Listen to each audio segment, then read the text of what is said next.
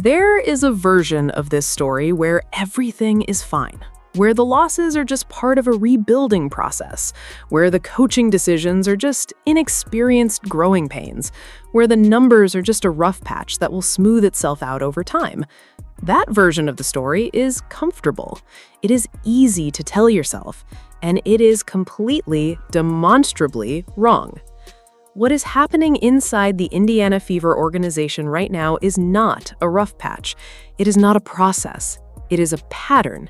And patterns, unlike rough patches, do not fix themselves. They repeat, they compound, they get louder and louder until the people responsible for them are forced to confront what they have built. That moment of confrontation is coming, and after what went down in this most recent game, it may be arriving sooner than anyone inside that organization is prepared for. So let's get into it. All of it. Because this conversation has been dancing around the edges for too long, and it is time to walk straight into the center of it.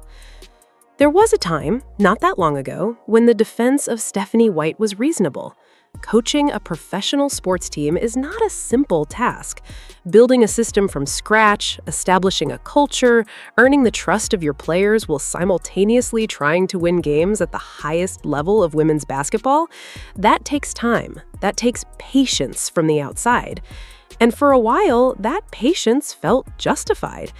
People were saying, give her grace, give her room to breathe.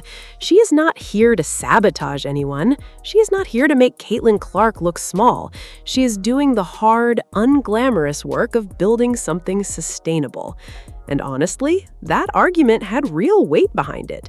You could sit with it. You could nod along and tell yourself the process was unfolding the way processes do.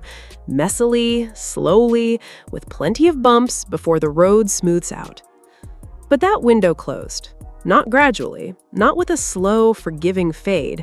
It closed hard, and it closed with finality, because what played out on that court was not the stumbling of a staff still finding its footing. What it looked like, and what it is becoming increasingly difficult to describe as anything else, was a system that has been constructed in a way that does not serve its most important player. A system that seems almost architecturally opposed to letting Caitlin Clark be what Caitlin Clark actually is. And that is not something you can explain away with patience anymore. If you want to understand what is happening right now, you have to go back. You have to remember who Caitlin Clark was before she put on an Indiana Fever uniform, because the contrast between those two versions of her is not subtle. It is not a matter of professional adjustment or the natural learning curve of a rookie finding her place in a faster, stronger league. The gap between those two versions of her is enormous, and it points directly at the environment surrounding her rather than anything happening inside her. The Caitlin Clark who played at Iowa was something genuinely rare. She was pulling up from distances that most professional players would not attempt in warm-ups, and she was doing it with this loose, unshakable confidence that looked less like skill and more like an entirely different relationship with the game. She was not just making shots, she was making a statement every single time she crossed half court. She was daring the defense, daring the coaching staff on the other bench, daring the entire building to doubt her, and when they did, they made them pay for it. More than the scoring, more than the records she was shattering, what made her magnetic was the freedom. The way she played with this reckless, infectious energy that pulled people into the sport who had never given women's basketball a second thought. Casual fans were tuning in because of her. People who could not have told you the difference between a pick and roll and a post-up were suddenly watching every game, learning the rules in real time, falling in love with the sport through their love for watching her play. That player is not who we are watching right now. The version of Caitlin Clark currently suiting up for the Indiana Fever is operating under a completely different set of conditions. She is being funneled. She is being reduced. She is running through a system that does not make room for the things that made her extraordinary. Imagine taking a Ferrari engine, one of the most powerful, precisely engineered machines ever built, and dropping it into a vehicle that is only authorized to operate in second gear. The engine is there, the capability is there, but the structure surrounding it will not allow it to perform. That's what we're watching, and the results are exactly what you would expect.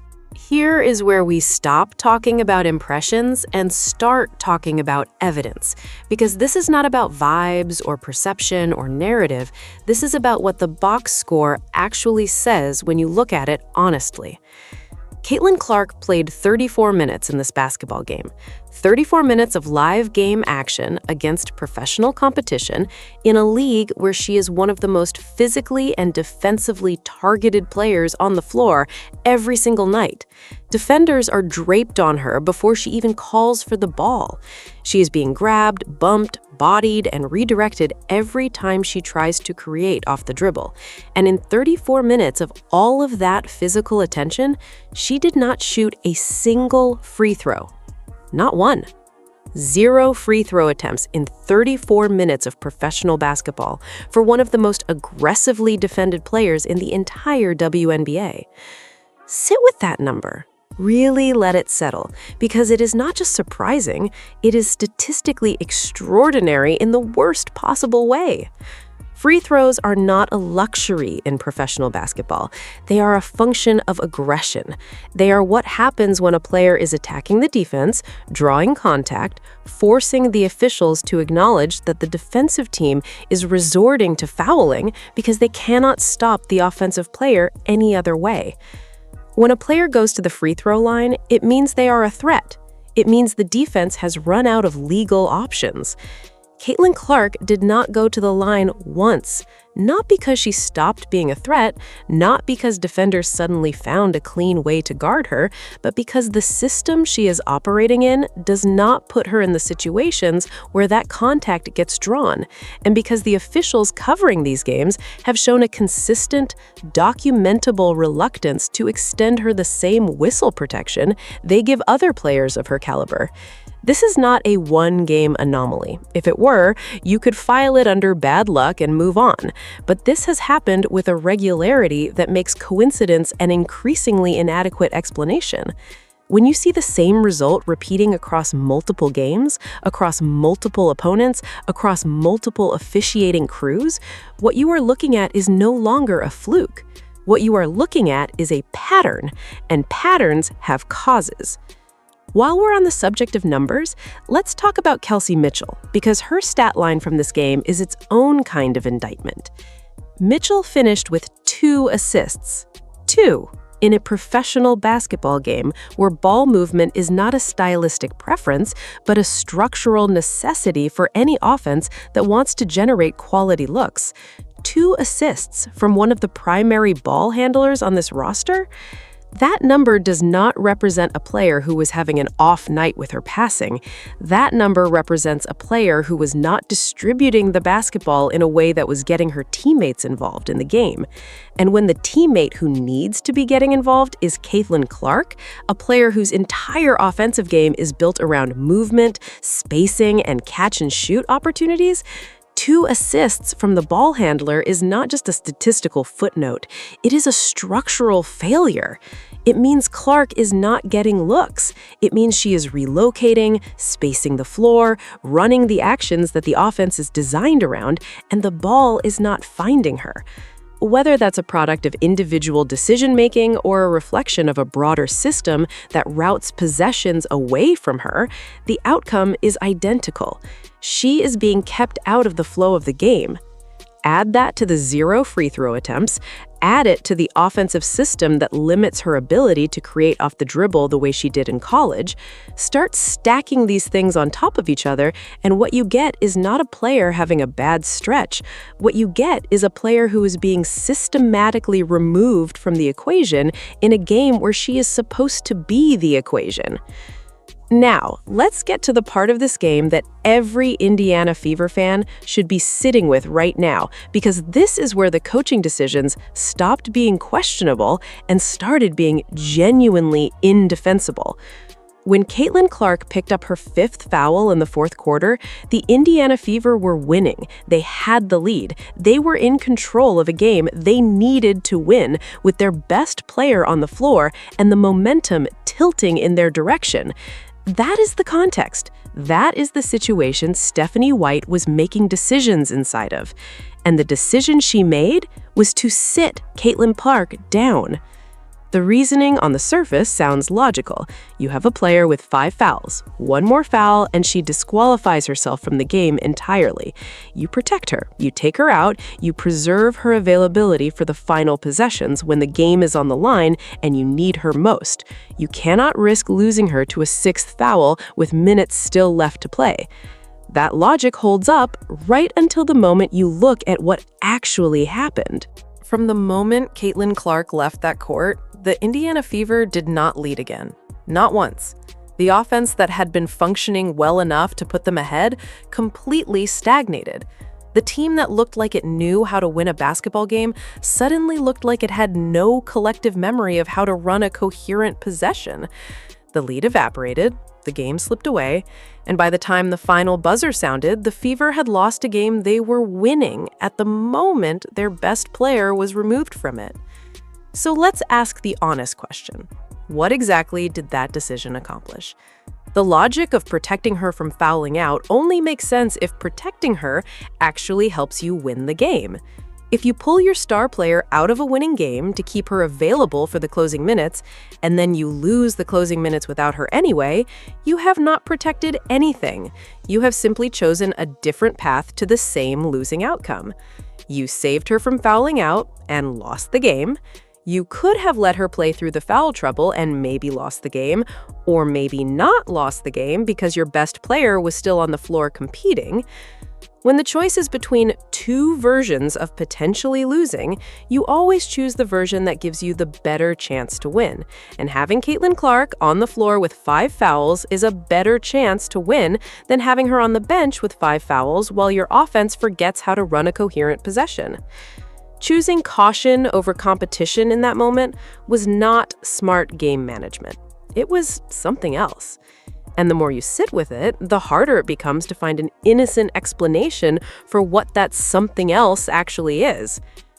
There is another dimension to what is happening with the Fever that does not show up cleanly in the box score, but is impossible to miss if you are watching these games with your full attention. The basketball being played in Indianapolis right now looks old. Not old in the charming, nostalgic sense, old in the sense of being misaligned with every direction the sport has been moving for the past decade. The offense has no pace. There is no flow to it, no rhythm, no sense of controlled chaos that a skilled offensive system generates when it is functioning properly. It is plodding. It is predictable. Opposing defenses are not scrambling to keep up with it. They are settling in and waiting because they already know what is coming. The defensive scheme is mechanical in ways that suggest a staff more committed to their own system than to adapting to what the game is presenting them. And Caitlin Clark, the player who's supposed to be the engine driving all of this, the reason millions of people are paying attention to this franchise, looks like a player who has been told to stand in the corner and wait for permission to touch the ball. This is not the player who lit up arenas across the country for years. This is not the player who made journalists and television executives and casual sports fans sit up and realize that women's basketball had arrived at a completely different level of cultural relevance. Something has been stripped away from her inside the system. The freedom is gone. The spontaneity is gone. The feeling that anything could happen the moment she got her hands on the ball, that is gone too. What remains is a technically capable player executing within a structure that was clearly not designed with her particular gifts in mind. And that is an extraordinary waste. The reason this matters beyond just one franchise, beyond just one coach and one player and one losing record, is that the WNBA right now is at an inflection point that may not come around again for a very long time. The league has never had momentum like this. The interest is real, and it is documented. Viewership numbers, merchandise sales, attendance figures, social media engagement. All of it pointing in the same direction. People who had never watched a single professional women's basketball game in their lives are now watching regularly, are now buying jerseys, are now following rosters and learning player names and caring about outcomes. That transformation happened at an accelerated pace that nobody in the league's history could have predicted. And the engine of almost all of it is Caitlin Clark. She is the reason the casual fan showed up. She is the reason the television ratings moved. She is the reason conversations about the WNBA are happening in offices and barbershops and family group chats that have never had those conversations before. Her arrival did not just grow an existing audience, it created an entirely new one. And that new audience tuned in expecting to see the player they fell in love with at Iowa. What they are getting, instead, is something that does not match what was advertised. They are not seeing the fearless, pull-up-from-anywhere player who rewrote the record books. They are not seeing the infectious, high-energy performer who made people feel something every time she touched the ball. They are seeing a version of her that is constrained and funneled and limited in the ways that make her special.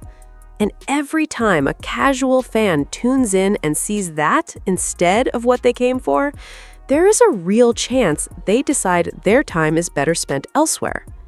That is not a hypothetical risk. That is how audiences work. People do not maintain loyalty to a product that consistently fails to deliver what it promised them. The window of explosive public interest that the WNBA is currently living inside is not permanent. It does not stay open indefinitely while the people responsible for the product fail to walk through it. You have to give the audience a reason to keep coming back.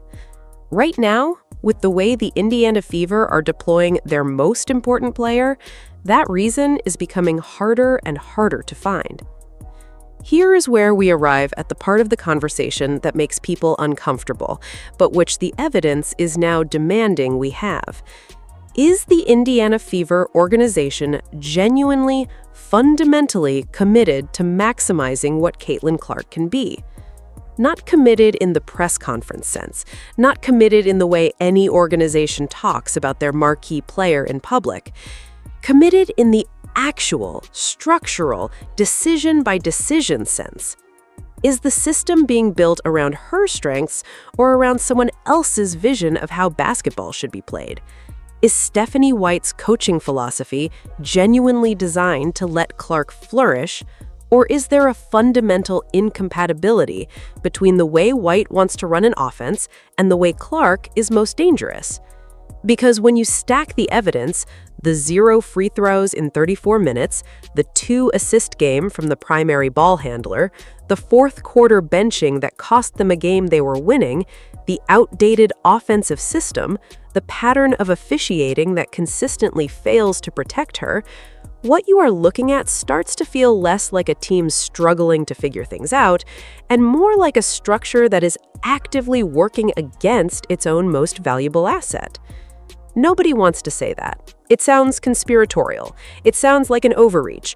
And maybe, in the most charitable interpretation, it is simply a case of catastrophic strategic misalignment rather than anything more deliberate.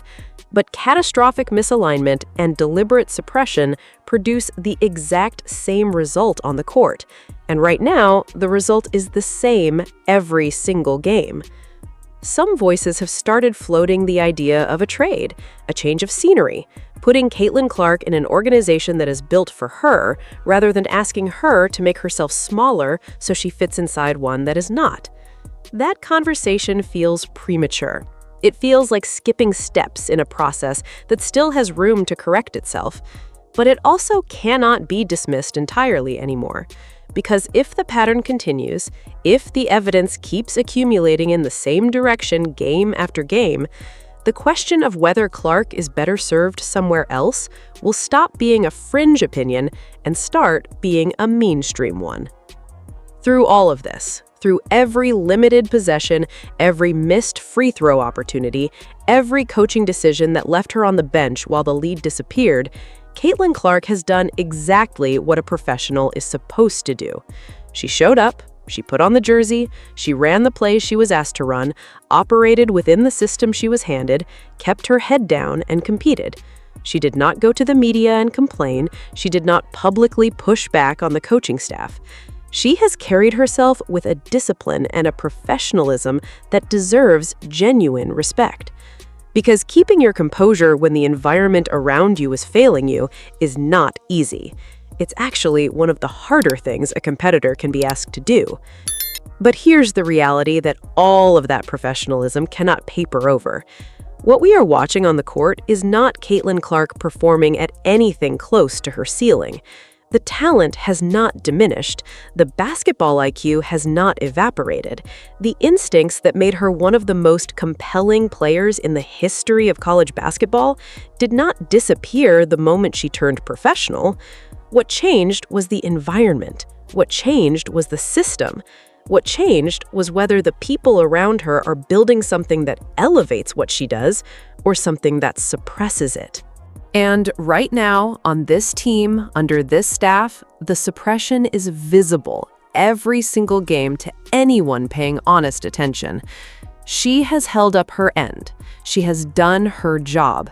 Now it is time, past time, for the people running the Indiana Fever organization to look honestly at what their decisions are producing, to ask themselves the hard questions they have been avoiding, and to figure out whether they are going to be the franchise that finally unleashed what Caitlin Clark is capable of, or the one that looked at something historic and chose not to let it breathe. Because that choice is still available to them. But choices like that have expiration dates, and this one is running out faster than they realize.